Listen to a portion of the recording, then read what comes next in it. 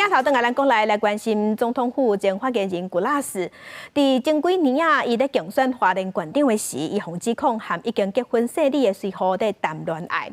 花莲地方法院伫昨昏一审宣判，判古拉斯讲是侵害对方牵手的配偶权，所以判古拉斯要赔75万。古拉斯对这个结果无法度接受，讲伊已经提出上诉。 总统府前发言人 Cross 准年竞选花莲县长的时阵，被指控甲已经结婚的姓李的随夫对外互动亲密，发展不伦的恋情。姓李的随夫也牵手对此提告，要求赔偿100万。花莲地院民事庭19一审宣判，认定 Cross 严重不法侵犯离妻配偶关系，身份发现，判赔75万，双方拢会当上诉。那从其赖的对话内容可以知道，被告除与理性随夫互相表达爱意之外， 更有计划同居，并商讨理性随夫如何处理婚姻的后续行为。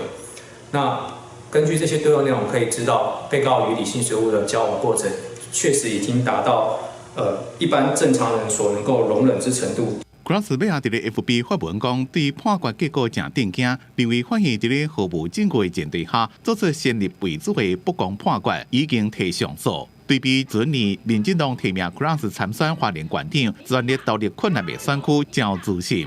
伫这么一审判决结果出来，港府也互外界真注意。花莲成了恐惧的总和，但是我要告诉大家，我是无惧之人。 花莲地方法院审照双方的经济能力、甲社会地位，认为原告离妻要求赔偿的精神慰抚金100万伤悬，去减正罪75万。迄当阵发生这件代志了 ，Cross 失了总统府发言人的职务，姓李的随夫也被调职处分。记者综合报道。